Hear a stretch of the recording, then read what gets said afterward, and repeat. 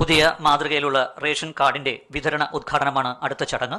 വിതരണ ഉദ്ഘാടന ചടങ്ങ് നിർവഹിക്കുന്നത് ആദരണീയനായ ഭക്ഷ്യ പൊതുവിതരണ ഉപഭോക്തൃകാര്യ ലീഗൽ മെട്രോളജി വകുപ്പ് മന്ത്രി ശ്രീ അഡ്വക്കേറ്റ് GR അനിൽ അവർകളാണ്. ആദ്യത്തെ റേഷൻ കാർഡ് ഏറ്റുവാങ്ങുന്നത് ആദരണീയനായ ഗതാഗത വകുപ്പ് മന്ത്രി അഡ്വക്കേറ്റ് ആന്റണി രാജു അവർകളാണ്. സ്മാർട്ട് റേഷൻ കാർഡ്, ആദ്യത്തെ സ്മാർട്ട് റേഷൻ കാർഡ് ഏറ്റുവാങ്ങുന്നത് ആദരണീയനായ ഗതാഗത വകുപ്പ് മന്ത്രി ശ്രീ അഡ്വക്കേറ്റ് ആന്റണി രാജു സാറാണ്. അടുത്ത റേഷൻ കാർഡ് ഏറ്റുവാങ്ങുന്നത് ആദരണീയനായ ഭക്ഷ്യ പൊതുവിതരണ ഉപഭോക്തൃകാര്യ additional chief secretary Shri Tikaram Meena IAS അവറുകളാണ്. കാർഡ് ഏറ്റുവാങ്ങുന്നതിനായി സാറിനെ ആദരപൂർവ്വം ക്ഷണിച്ചോളൂ.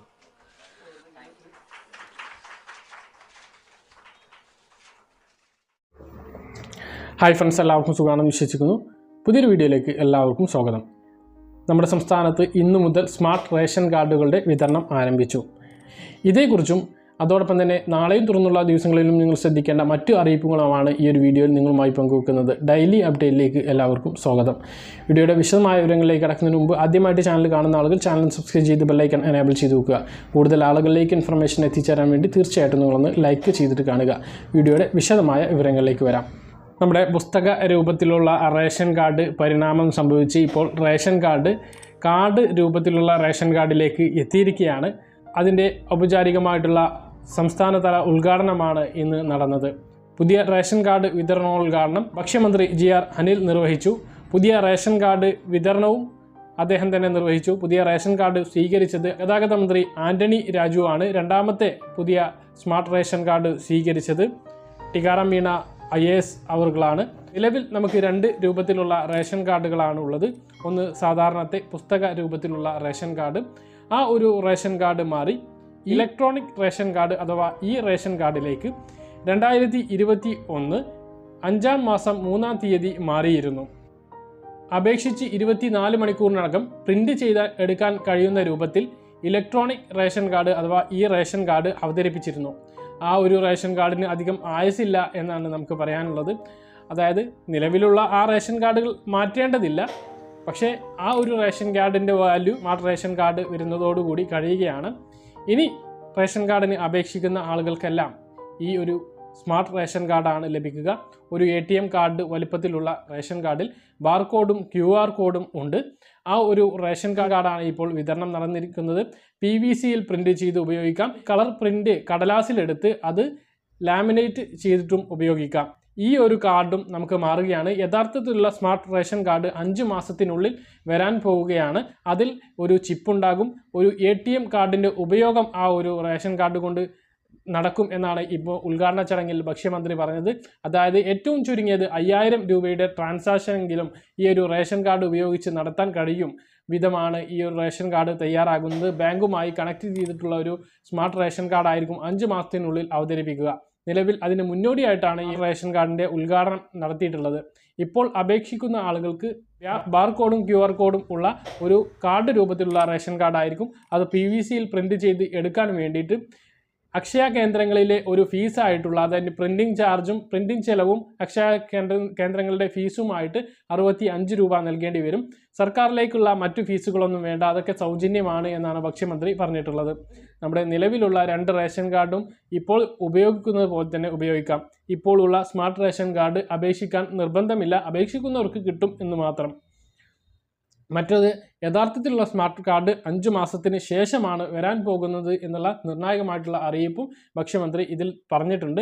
അപ്പോൾ ഈ ഒരു ഉദ്ഘാടന ചടങ്ങിൻ്റെ പൂർണ്ണരൂപം നമ്മുടെ 1ാമത്തെ ചാനലായ മുനി ഹിസ്റ്ററി വ്ളോഗിൽ അപ്ലോഡ് ചെയ്യുന്നുണ്ട്. അതിൻ്റെ ലിങ്കും താഴെ ഡിസ്ക്രിപ്ഷനിലുണ്ട്. ആ വീഡിയോ നിങ്ങൾക്ക് പോയിട്ട് ഈ ഉദ്ഘാടന ചടങ്ങ് മുഴുവൻ കാണാവുന്നതാണ്. ഇവിടെയും പൂർണ്ണമായിട്ടുള്ള പ്രസംഗങ്ങളും അവർ പറഞ്ഞിട്ടുള്ള വാഗ്ദാനങ്ങളും നിങ്ങൾക്ക് കാണാവുന്നതാണ്. ഇനി പറയാനുള്ള മറ്റൊരു പ്രധാനപ്പെട്ട അറിയിപ്പ്, നമുക്ക് നിലവിൽ ലഭിച്ചുകൊണ്ടിരിക്കുന്നത് പഞ്ചാബിൽ നിന്നുള്ള അരിയാണ് 2 വർഷമായിട്ട് ലഭിച്ചുകൊണ്ടിരിക്കുന്നത്. പക്ഷേ നമുക്ക് ആന്ധ്രയിൽ നിന്നുള്ള ജയ അരിയാണ് നമുക്ക് വേണ്ടത്. അതിന് വിതരണം ചെയ്യാൻ വേണ്ടിയിട്ടുള്ള നടപടികൾ കഴിഞ്ഞ ദിവസം ഭക്ഷ്യമന്ത്രി ആന്ധ്ര സന്ദർശിച്ചിരുന്നു. ഹൈദരാബാദിൽ സന്ദർശനം നടത്തിയിരുന്നു. അതിൻ്റെ അടിസ്ഥാനത്തിൽ നമുക്ക് പുതിയ അരി നമുക്ക് ഈ റേഷൻ വിതരണത്തിന് ആവശ്യമായിട്ട് ആന്ധ്രയിൽ നിന്നുള്ള ജയ അരി എത്തിക്കാനുള്ള സംവിധാനം ഒരുങ്ങുകയാണ്. ഉടൻ തന്നെ നമ്മുടെ അരി കുറച്ചും കൂടി മെച്ചപ്പെട്ടതാകും. നമുക്ക് ഇഷ്ടപ്പെട്ട ഒരു അരിയിലേക്ക് വരാൻ വേണ്ടിയിട്ട് പോകുകയാണ്. ആ ഒരു അറിയിപ്പും ഭക്ഷ്യമന്ത്രി അറിയിച്ചിട്ടുണ്ട്. നിലവിൽ ഭക്ഷ്യ പൊതുവിതരണ രംഗത്തെ അഴിമതികൾ ഒഴിവാക്കാൻ വേണ്ടിയിട്ട് വിതരണം ചെയ്യുന്ന ഭക്ഷ്യധാന്യങ്ങൾ റേഷൻ കടയിൽ എത്തിക്കുന്ന വാഹനങ്ങളിൽ GPS ഘടിപ്പിച്ചുകൊണ്ടുള്ള സംവിധാനവും ഇതോടൊപ്പം നടപ്പിലാക്കുകയാണ്. ഇനി വാതിൽപ്പടി സംവിധാനം കൂടുതൽ ആക്കുന്നതിൻ്റെ ഭാഗമായിട്ട് ഹെവി വാഹനങ്ങൾ കൂടി വാങ്ങാൻ വേണ്ടിയിട്ട് തീരുമാനിച്ചിട്ടുണ്ട്. പ്രധാനപ്പെട്ട അറിയിപ്പ്, റേഷൻ കടകൾ KSRTC ബസ്സിലും കൂടി വരാൻ പോവുകയാണ്. ഇത്തരത്തിലുള്ള മാറ്റങ്ങളൊക്കെ ഈ ഒരു പൊതുവിതരണ രംഗത്ത് വരാൻ പോവുകയാണ്. അതിൻ്റെ ആദ്യപടിയായിട്ടാണ് ഈ ഒരു സ്മാർട്ട് റേഷൻ കാർഡിൻ്റെ ഔദ്യോഗികമായിട്ടുള്ള സംസ്ഥാനതല ഉദ്ഘാടനം നടന്നിരിക്കുന്നത്. ഇന്ന് മുതൽ ഇനി ഈ ഒരു റേഷൻ കാർഡ് നമുക്ക് അപേക്ഷിച്ച് ഉടനെ തന്നെ ഇത് പ്രിൻ്റ് ചെയ്ത് നമുക്ക് ലാമിനേറ്റ് ചെയ്തിട്ടോ അല്ലെങ്കിൽ PVC ഒരു ATM കാർഡ് രൂപത്തിലുള്ള പ്രിൻ്റ് ഉപയോഗിച്ച് സ്മാർട്ട് കാർഡ് പ്രിൻ്റ് എടുത്ത് ഉപയോഗിക്കാം. അതിന് അക്ഷയ കേന്ദ്രങ്ങളിലാണ് നിങ്ങൾ സമീപിക്കേണ്ടത്. ഈ ഒരു അപേക്ഷകൾ ലഭിക്കാൻ, ഈ ഒരു അപേക്ഷകൾ സമർപ്പിക്കാൻ വേണ്ടി ഒരിക്കലും നിങ്ങൾ സിവിൽ സപ്ലൈസ് ഓഫീസിൽ പോവേണ്ടതില്ല. അവിടെ പോയാൽ ഈ ഒരു കാര്യം നടക്കുകയില്ല എന്നുള്ള കാര്യം കൂടി പ്രത്യേകം ഓർമ്മിപ്പിക്കുന്നു. നിലവിൽ റേഷൻ കടകളിൽ EPOS മെഷീനിൽ ബയോമെട്രിക് സംവിധാനം വിജയിക്കാത്ത ഒരു സാഹചര്യത്തിൽ പല ആളുകളും റേഷൻ കടയിൽ അവരുടെ വിലപ്പെട്ട സമയം വിനിയോഗിക്കുന്നുണ്ട്. ഈ ഒരു പ്രശ്നം എന്താണെന്ന് കണ്ടെത്തി പരിഹരിക്കുന്നതിൻ്റെ ഭാഗമായിട്ട് നാഷണൽ ഇൻഫർമേറ്റിക്സ് സെൻ്ററിൻ്റെ ഒരു ഓഫീസ് തിരുവനന്തപുരത്ത് തുടങ്ങാനും ഒരു ഉദ്യോഗസ്ഥനെ അതിൽ നിയമിക്കാനും തീരുമാനമായിട്ടുണ്ട്. നിലവിൽ ഈ ഒരു ബയോമെട്രിക് സംവിധാനങ്ങൾ കൈകാര്യം ചെയ്യുന്നത് നാഷണൽ ഇൻഫർമേറ്റിക്സ് സെൻ്ററാണ്, NIC ആണ്. അപ്പോൾ അവരുടെ ഒരു ഓഫീസ് നിലവിലുള്ളത് ഹൈദരാബാദിലാണ്.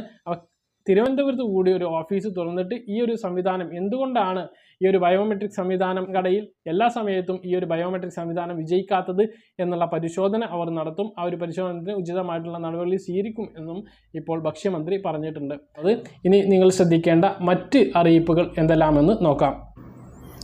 ഇതോടൊപ്പം കൂട്ടിച്ചേർത്ത് പറയാനുള്ള പ്രധാനപ്പെട്ട കാര്യം റേഷൻ മണ്ണെണ്ണയുടെ വില കൂട്ടി എന്നുള്ളതാണ്. മണ്ണെണ്ണയുടെ വില ഒറ്റയടിക്ക് 8 രൂപയാണ് വർദ്ധിപ്പിച്ചത്. ഇതോടെ 47 രൂപയുണ്ടായിരുന്ന മണ്ണെണ്ണയുടെ വില 55 രൂപയിലെത്തി. കഴിഞ്ഞ മാസമാണ് 47 രൂപയായി വർദ്ധിപ്പിച്ചത്. നവംബർ മാസം മുതൽ പുതുക്കിയ വിലയാണ്.